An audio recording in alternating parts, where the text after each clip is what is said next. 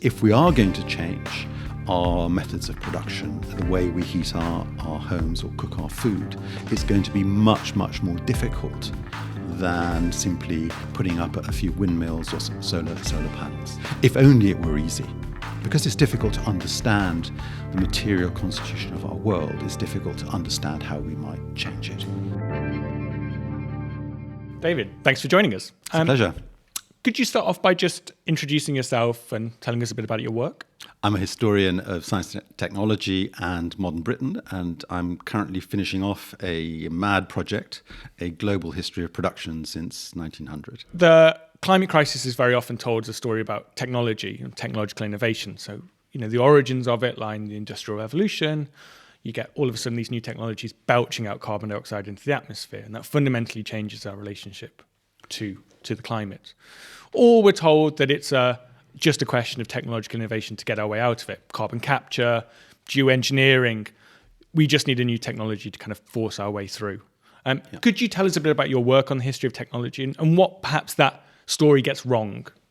Yes, absolutely. Well, I said I'm a historian of science and technology. I think we shouldn't use the words science or technology. They macerate our brains. They stop us thinking critically. We say much more intelligent things about microphones than we do about technology. And this is a perfect example. Now, what does technology mean when most people are using it? They mean a novelty. And they don't mean all novelties. They mean the particular novelties that are regarded as important. So we have a history of the Industrial Revolution that is about steam or coal. We have a history of the Fourth Industrial Revolution, which is about AI. Yeah. Now, we're all grown up enough to know that our world is made up of lots of different materials, lots of different techniques, and it's incredibly difficult to describe what they are, to work out which are the important ones. So as soon as people say technology, I say, no, stop. What do you mean by that term? Yeah. Do you mean, as most people do, the latest gizmo, or the things you've read about in books from the past, or do you actually mean all our capacity to change things? Yeah. Industrial Revolution is also an interesting one. It's such a central idea, isn't it, that the world went from being agricultural to industrial. So we have industrialism, we have industrialized agriculture, we have the industrialized home. Everything is industrialized. This is the great kind of moving force of history and now of climate change. Yeah. But I wonder if we should be looking at origins. I mean, climate change has not been a feature of the development of industrialism until maybe the last 30 or 40 years, actually. So it can't be inherent to industrialism that it causes the climate crisis. So there's something new about the climate crisis which we need to understand. So what are the industries, what are the processes that are generating carbon emissions today is the question, not where all this started. Yeah?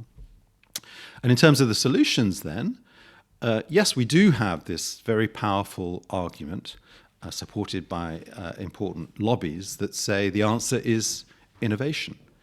And it's very particular innovations. You mentioned carbon capture, nuclear, also windmills and solar panels and so on. But that's not the only way things change. And it may not be the best way to change things, actually. We can if we think about all the things that are generating carbon dioxide emissions, then we can see where we can reduce them. And it might not mean getting rid of carbon using processes altogether, but reducing the amount of carbon that they use. An example might be shifting from large, heavy petrol cars to smaller ones. Yeah, if we put a ban on large SUVs or whatever, we could reduce emissions very, very quickly. Now, the point is that people don't want to do that. Yeah? So they invoke innovations in the future that will essentially allow us to continue as we are. So one of the paradoxes in this innovation talk is that it's often an argument for inaction rather than action. Yeah. So we need to beware, because innovation, of course, suggests that we're going to change things. We are engaged with the future. We are disruptors. But actually, most innovators, or most claims for innovation, are precisely about avoiding disruption. No, I think that's really interesting. So in a way, technology is at times used as a way to not do things, to wait for those technological innovations to arrive so we don't have to do something political messy in the present Exactly, moment. the invocation of technology, because technology isn't a thing that's talked about. It is this phantasm that's invoked. It's like magic. You use the word innovation or technology. It's magic. It's going to do stuff, but it needn't. In your book, Shock of the Old, which was released a few years ago, you talk particularly about these kind of these moments in the history of development of technology that kind of get lost. That technology is not. We shouldn't look at innovation, right? We should look at the things that went wrong, the kind of the false starts. One of the examples when I was rereading it that really struck me was the proliferation of electric vehicles. I think you say it was 20% in Berlin, and before the First World War, 20% of private vehicles were electric. Yeah. Do you see any of these kind of false sorts? How does that kind of make us reread the climate crisis, perhaps? Yes. I think we should look at innovation, actually. We don't, in fact, have a history of innovation. It's really remarkable. People think we do. And one reason we don't have a history of innovation is that we associate innovation with success. And most innovations, and even a greater proportion of inventions, are failures, and necessarily failures, because we couldn't use all the inventions that have ever been made. We'd be inundated, with 10 different types of radio and 14 different types of the internet, so we need a history of invention and innovation. It's a history of extraordinary kind of diversity as well as largely failure. And once we do look at the early history of lots of things, we find surprises like the one you've mentioned, that there are more electric cars in the years before 1914 than in the interwar years, and the proportion is higher in Berlin even than it is today in the world. And of course, there are lots of things like that. Only some things kind of flourish in the longer term. But I suppose the bigger story is we simply don't know. At least we don't know very much about the sheer variety of technical solutions that we have out there. Ones that are already existing, or ones that we might invent. So I think in thinking about climate change, I think we need to just remember, what historians know, that we don't know the future. And we're always being told that we do know the future. That it is going to be AI. Everybody's agreed with that. For good or ill, it's AI. For good or ill, it was nuclear power. For good or ill, it was automation in the past. We've got to think in different ways about the future, and that, in the case of innovation and technology, it involves rethinking the past, because we have an incredibly naive ideological story about the role of these weird things, innovation and technology in the past. It's an important reason why we shouldn't use the term technology, and perhaps be careful about innovation as well in our histories. And people from all sorts of political, ideological traditions default onto just terrible models of material change, of industrial change, of innovation. So industrial revolutions, we're now up to 4, some claim 5 or 6, or Schumpeterian long waves of 50-year cycles driven by innovation. And some people think these models are a better alternative to neoclassical economics. Well, there are lots of things wrong with neoclassical economics, but these models are worse than neoclassical economics, in fact.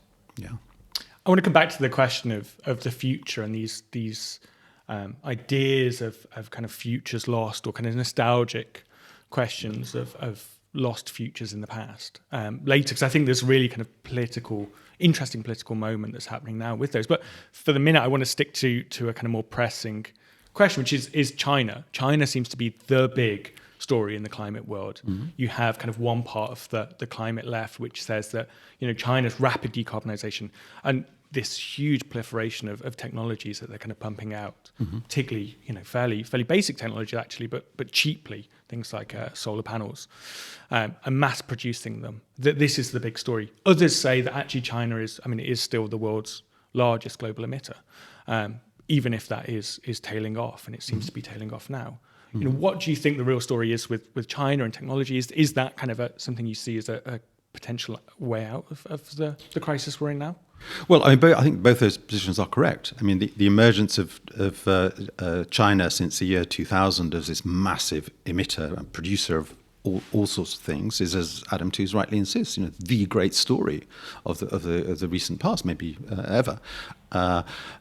So China is emitting a lot, is continuing to emit a lot. At the same time, it is, as you say, producing millions and millions of solar panels. It dominates the electric car industry, the battery industry, and it is a major force. But I think I think it isn't one or the other. It's both these things. And of course, and this is, I guess, Adam Tooze's point again, that if it hadn't been for the rise of China and India and other places in recent past, we wouldn't have the climate crisis that we do have. In other words, if we go back to 1990, we could imagine a future world in which China remains undeveloped, much of the world remains undeveloped, and the climate crisis wouldn't have been a great issue. So yes, it's all these things, and of course it's important to remember that these solutions to the climate crisis are themselves generative of emissions. You can't make solar panels yet without CO2. You can't generate electricity in much of the world without coal or oil. And in the Chinese case, actually, there's a lot of production of chemicals using coal on a much greater scale than ever before in history. And this is disastrous for the climate, but important for Chinese national security. That brings up, I think, an interesting point that both you and people like Jean-Baptiste Frézeau have both made, which is that there has been no transition so far, in terms of uses of materials, uses of coal, or actually they've been additive, they've been cumulative. Could you kind of explain that point and the implications of that as well? Yes, I mean this is I think a terribly important point. We do tend to understand the world of industry, of production of the material, in terms of a series of industrial revolutions, for example, in which the new displaces the old. So the chemicals and electricals displaced coal and steam in the late 19th century. In the case of energy, we've been using this term energy transition, which Jean-Baptiste Frézeau has looked at so brilliantly. But these terms these forms of analysis are deeply misleading because we haven't had transitions. Coal hasn't disappeared. In fact, we now use more coal than ever before. We generate more steam burning coal than ever before in history. There's no transition. We use more steel than ever before in history. Use more coal to generate steel than ever before in history. So yes, as you say, we have a process of accumulation rather than replacement on top of coal, iron, wood, plastics, and so on. We have solar panels and electric vehicles, and this is a fundamentally important point. What it means is, if we are going to change our methods of production, the way we heat our homes or cook our food, it's going to be much more difficult than simply putting up a few windmills or solar panels. It's much more complicated than that. If only it were easy, but it isn't. And I think there's, for these deeply ingrained reasons, it's difficult to because it's difficult to understand the material constitution of our world. It's difficult to understand how we might change it, but we do need to understand it in order to change it. It's an obvious point, but one that's very hard to get across because our models are so powerful. They really are deeply ingrained in the way we think about the modern world. Yeah, I think this question of difficulty is a really important one as well. And I think that's the thing that I get most from your work, and also from Jean-Baptiste Frézeau, who uses your work to kind of develop this idea that actually, I think a lot of us on the left presume that it's socialism will lead to the transition, but actually it'd be far more complicated. It's far more deeply imbricated than that. And I think that raises a question about, I think a lot of people on the left have kind of put a lot of hope in the big green state to get us out. This is kind of a new industrial revolution in a sense. It's the big green state. And what do you think of that idea? How do you think it's kind of? Do you think that's generative, or do you think it's kind of retrograde, nostalgic, or? It is retrograde and nostalgic, and at a number of levels. First of all, it is just another industrial revolution to put alongside the fourth, the AI one. It's also nostalgic for industry. Nostalgic for male skilled jobs, and that's part of the selling strategy for this idea. I mean, manufacturing things, at least in the rich world, doesn't employ many people, and we shouldn't expect a green revolution, if it were to happen, to generate lots of jobs. I saw a figure the other day that the wind turbine operations in the UK employ 40,000 people. I mean, it's not 1 million people, it's not 400,000 people, it's 40,000. I mean, that's a few office blocks of people. Yeah. So yes, I don't think it's a terribly helpful idea, and it also, as we were saying, it underplays what you have to do, which is not just to introduce something new, which is going to replace the old. You've got to think about everything and what you're going to do about it. Yeah.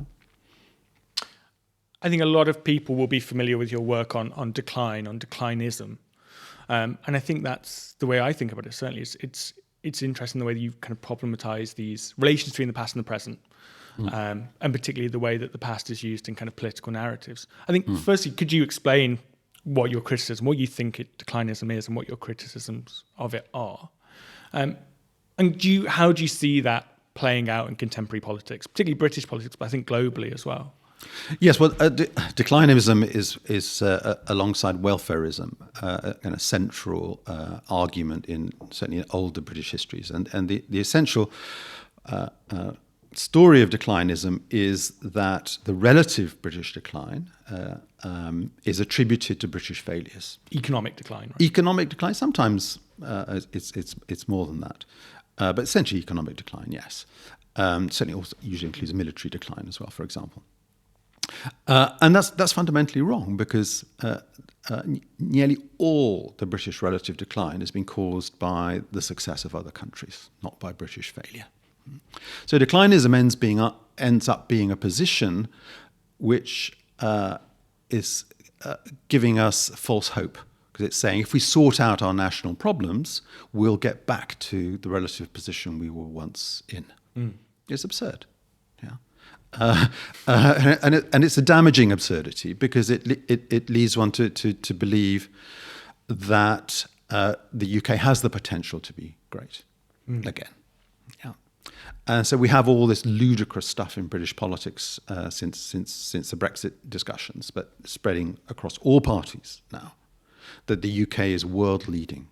It is or is going to be a science superpower, an innovation hub. It's going to be a world leader in green technologies. Yeah, now, what's the reality? The reality is that the UK is nowhere near being a world leader in green technologies. Wind turbines come from overseas. The batteries come from overseas, most of them. Certainly all the making expertise comes from overseas. Nuclear reactors are French design. Yeah, it's a fantasy, and it's a dangerous fantasy. So decline is a major problem, and it's I think a major problem for the left that's indulged in kind of declinist thought for a very, very long time indeed. But it's not. But the right has also been declinist at particular moments. But in the recent past, the right has been revivalist rather than declinist, and the Brexit right in particular has been revivalist. They said essentially Thatcher transformed the country. We are now being held up by the EU. Once we throw off those shackles, we will flourish as we once did.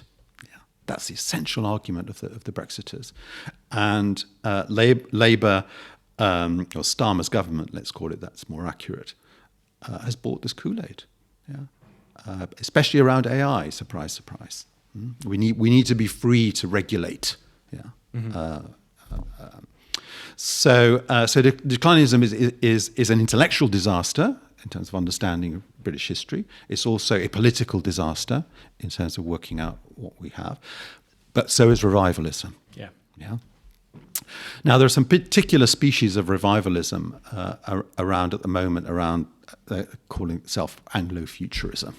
I mean, this is particularly cretinous, it has to be said. I mean, if I believed in the kind of intellectual decline, I'd point to Anglo-futurism as a very nice instance. They produce a kind of new capitalism for fools, and they believe everything will be fine if we deregulate. Yeah, we'd have nuclear power, too cheap to meter. We'd have kind of wonderful new buildings, a regenerated economy. Just if the government just got off our backs. Yeah, obviously not an original idea, but there's something kind of overtly nostalgic about this. I mean, it's a very retro-futurist thing. Yeah, it is. I mean, I don't think they've gone in for British rockets yet, but they have. They have. Okay, there you go. I was going to say it's a very Dan Dare kind of world. Yeah. I thought they'd be a little bit more self-conscious than to go for rockets. So there you go, proving my point rather deliciously. Thank you for that. So yeah, it's a morbid symptom, Anglo-futurism, and that's where British politics is stuck. Yeah. With fantasies of world leadership and renewal through deregulation. I mean, it's tragic, but that's where we are. Yeah, I actually saw a video that was doing the rounds online in this kind of Anglo-futurist world recently, which I was reading when I was reading your book again, The Shock of the Old. It was almost kind of comedic how much they kind of overlap, because it was just this video, this kind of grainy video of nuclear power stations, and then Concorde, and it was like pairing the two, like this was when we had the future in our hands. This was this kind of moment of British futurism. We just need to get back to that. And it was like you say both of those examples in your book, that they were kind of failed versions of the future, right? Oh, absolutely, and worse than that, it's not simply failure. The Concorde and the British nuclear program cost us all money, made us poorer. Yeah. So if you wanted to choose examples of where free market capitalism might make you richer, these are the last things you choose, partly because they're absolutely not free market capitalism. Yeah. I mean, the UK would have been better off planting more trees and burning them in power stations than building the advanced gas-cooled reactor, and would certainly have been better off, building small aeroplanes than building Concorde. Yeah, which is there to give away free, right? Concords were given away free, but not free to the British taxpayer, of course, but free to the airlines. Absolutely. So these arguments show a remarkable ignorance of the realities of British technical development, not to be taken seriously. But alas, they are taken seriously. They are funded. They are listened to in the Starmer government. I mean, another instance of the deep crisis, political, economic, ideological crisis that we're in. That these jokers could be taken seriously. And do you think that's the kind of reason this has become politically dominant? Is because it kind of conforms to ideological priors, or it is, you can just say growth a few more times and it sounds good and everyone likes growth, right? And that's the way it is. Well, everybody likes growth. Ideological priors and a kind of cheap techno-nationalism, that is kind of around and hasn't been sufficiently attacked. So it's this ghastly mess. It is not ideologically coherent, and that perhaps why it appeals to different constituencies. And I think this kind of overlaps with some of the debates we get on the climate left, between this kind of eco-modernist position, I think it's usually called, which is, we just invest in more kind of technology and that will be the way out, or, we've got to think about kind of forms of kind of development that will kind of push us out of the climate crisis. Or we get the degrowthers who are saying, we need to focus actually on kind of scaling back our standard of living, particularly in the global north. I don't think they would recommend that for the global south. But for us, we need to scale back some of this stuff. We need to live within, the kind of slightly more egalitarian, communal ways of living that don't rely on kind of technology. How do you think about those debates? I have difficulty with those debates, at least in the way that they're framed. What is this growth that we're supporting or not supporting? I mean, it turns out to be GDP, which is a very particular measure, as we know. Whatever we do, there will be growth in some things and degrowth in others. Yeah, and presumably the eco-modernists want to see degrowth in oil or coal. So what's the issue?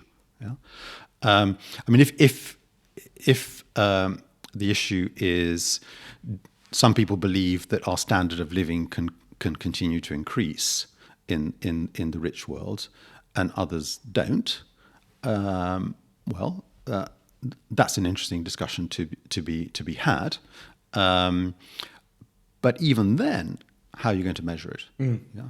What is this standard of living that we're talking about?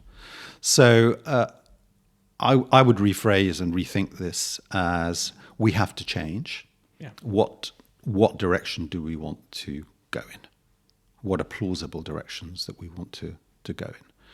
And I suppose I'd be more radical than either position, in that I think a lot of the eco-modernist stuff is just saturated with this green industrial revolution. Innovation is going to change everything, and I say actually you've got to change much more than the things that you're talking about.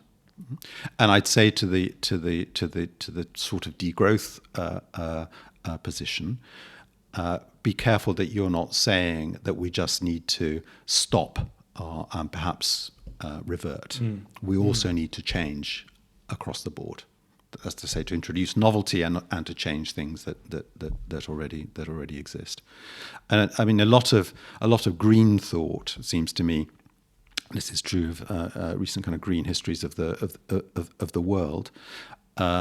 Just invert kind of naive stories of industrialism, and basically say we need to deindustrialize in the sense of kind of going back to pre-industrial forms of production. So there's a great emphasis on artisanship, for example, or on organic farming. There's no going back. Yeah? We can't produce anything remotely like the level that we need to keep our population alive. George Monbiot makes this point very, very powerfully. If we have organic farming or artisanal production of furniture or whatever it might be. Yeah. So there's no way back. Yeah. Yeah. We can't be nostalgic. Because nostalgia just leads to effectively suggesting that most of the world population can't be supported. But coming back to Jean-Baptiste Frezos's argument, in his fantastic book More and More and More, he's saying the reality is that we are producing more of everything. He comes up with one exception, that's wool. That wool production has declined since 1990, not very much, but it has declined. So that's the world we live in. We are continuing with what we might wrongly think of as an old economy.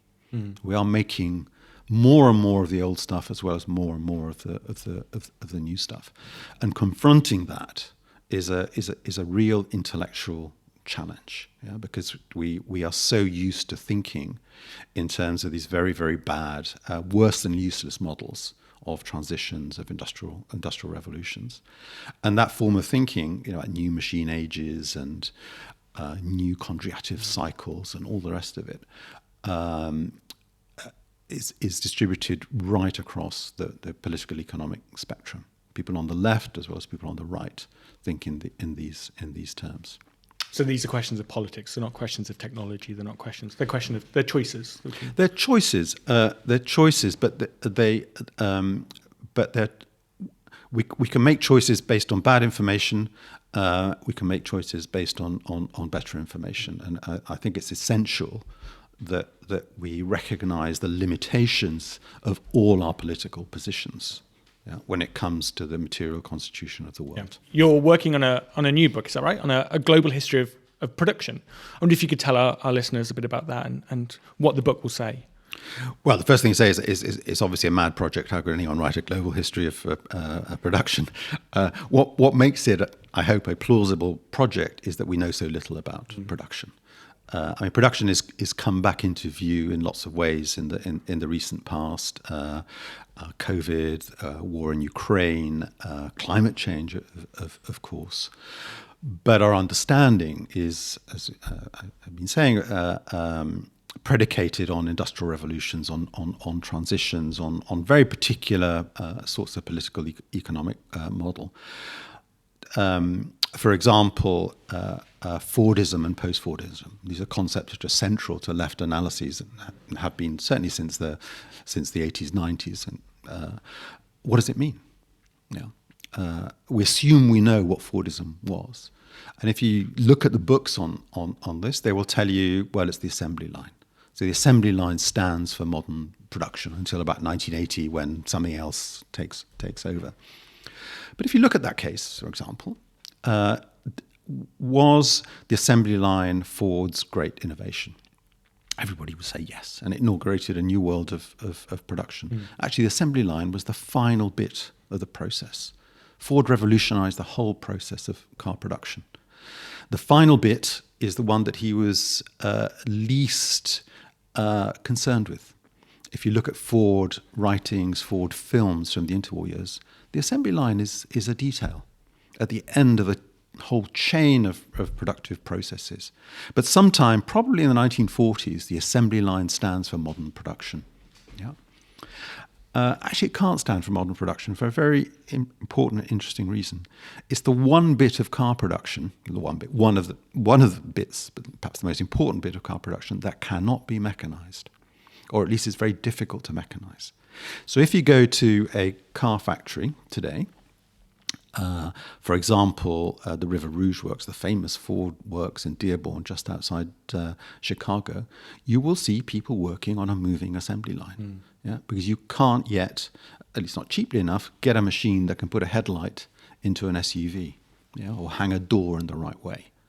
You can put a windscreen in with a robot, but most of it can't be done by machine. But of course, the history of much production in the 20th century is you can do lots of things with machines. Tractors replace human labor. Bulldozers replace human labor. Automated machine tools, machining centers replace human labor, and do things that humans can't do on their own. That's the story, at least of those bits of production we talked about. But another part of the story is that the whole idea of industrialism is misleading, because it isn't just industry that's expanded in the 20th century, but peasant production, artisanal production. And to keep it brief, I mean, one of the big changes in the last 40 years or so is the development of really, really low productivity production. For example, artisanal mining of gold and gems in particular. So there are estimates that suggest there are 40 million artisanal miners in the world. More than there are coal miners. How many were there in 1990? I mean, hardly any at all. So the rhythms of development in the world are often nothing like what these models suggest. And what are the kind of political implications of that, do you think? By shifting that focus from these big innovative developments to the actual reality of what global production looks like, how does that change how we have to think about, for instance, things like growth, or these topics that have come to dominate, these ideas that have come to dominate contemporary politics? Well, growth, for example, one of the main drivers of growth in the late 20th century and 21st century world has been low productivity production. I mean, low labor productivity production and low energy productivity, low material productivity, low capital productivity production. In other words, most of the change doesn't come at a notional frontier of production. It's not driven by innovation. It's driven by ways of doing things that we've had for a long time. That doesn't mean that isn't changing. So China produces coal much more efficiently than it did in 1990 or in 2000. So the number of miners is going down. But the level of productivity of coal miners in China is much lower than the United States or Australia. In other words, we have really world-changing developments, driven not by the frontier, but by something way back from the frontier. So that would be one implication. And the other is, I suppose, what we've been talking about. I mean, if we are to understand, we do need to understand the world of production if we're going to deal with climate change. Now, the production of things is only part of the story of CO2 emissions. I mean, transport and home heating are hugely important, but it is nevertheless important. How do we transition? And one of the things that emerges is that there are lots of alternative ways of making steel, or cement is harder, but lots of ways of making cars, actually, different sorts of cars. But they come with costs. Yeah. And one reason carbon is so important is that it's cheap, and it gives us cheap products. Yeah. But there are other ways of doing things. Yeah. And I guess is the major lesson. We can choose to do things differently. Now, we don't have infinite choice, a restricted choice, but there's more choice than we're led to believe. If we're not led by just cost-saving measures, if we're not just led by kind of bottom lines, if we think about outcomes in a different way. Well, we need to think about bottom lines, but we should be prepared to raise the costs of some things, and maybe reduce the costs of others, or maybe increase the cost of everything. Yeah, but it's a choice. But the central point is that we are offered a world of no choice. It's all going to be AI. Yeah, that's the only thing we talk about. It's AI. What about ammonia production? What about steel production? What about agricultural production? It doesn't exist anymore. And it's remarkable it doesn't exist. At least not in. It exists in some registers, discussions of poverty. World poverty, agriculture would come up, but when we're talking about our future, it's AI. And how have we got to such an impoverished position that AI is the thing? Now, partly it's about states. The thing about AI is that it requires state action. You talk about the big green state. Yes, we could do with a well, we need, I think, an interventionist state that is a state that has capacity to create more effective, more efficient, and more equitable a more equitable society and distribution and production and distribution of energy, for example. But AI also needs the state. Yeah. And so we wouldn't have all this propaganda about AI if the state wasn't required. Yeah. So AI people want to sell AI to the National Health Service. Yeah. They want to convince governments that it's a future so that they can get subsidized energy for the data centers. Yeah. So it's about politics, about extracting money from the public purse. Yeah. Because the money involved is so huge, we see AI everywhere. Yeah. And it universities are now gone mad for AI, not simply in terms of discussion about problems it generates, but researching it. Yeah. Economists are all about AI as the future. It's a kind of disease. Yeah.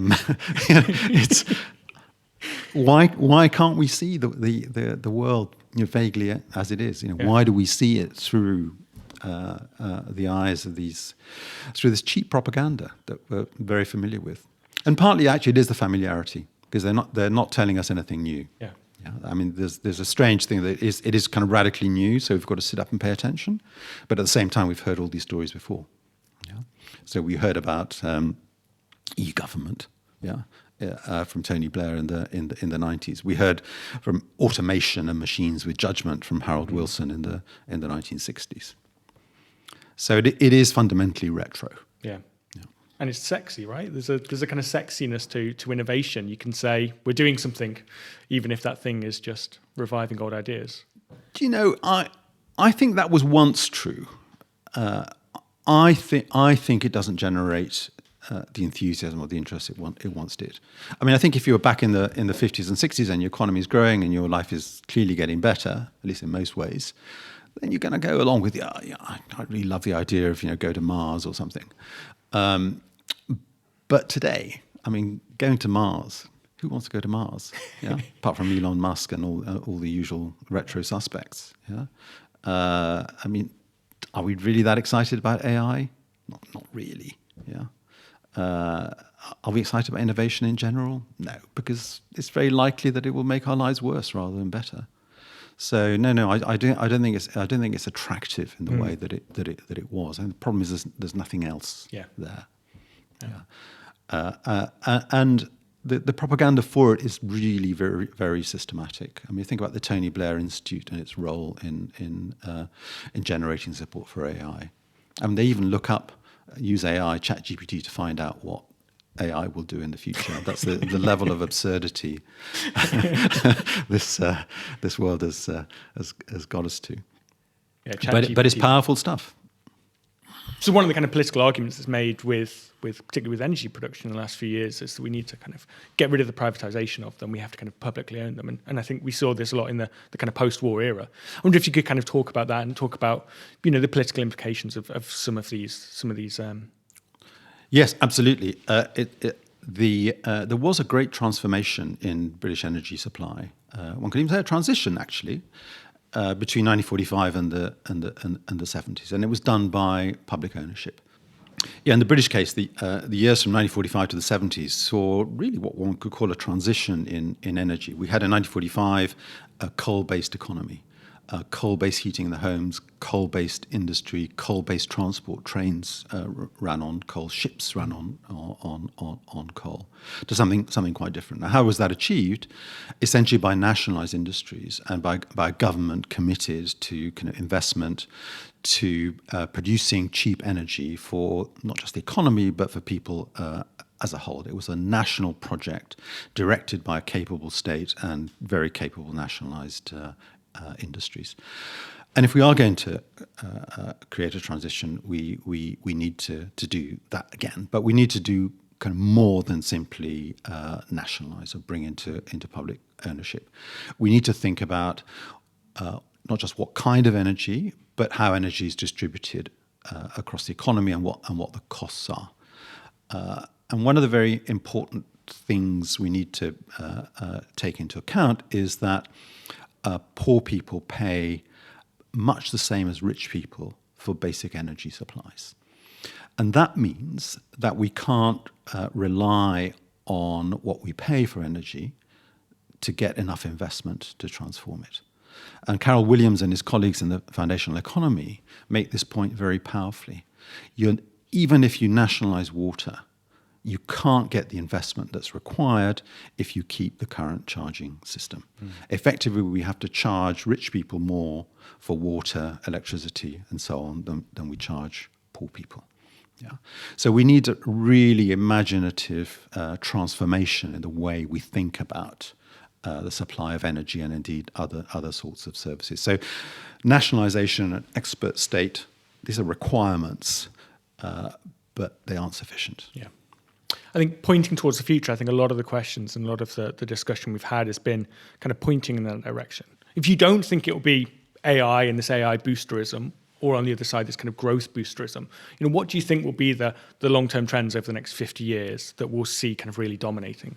We've got to sort out basics. We've got to sort out insulation. We've got to sort out transport. We've got to sort out health services. And that can't be done by AI.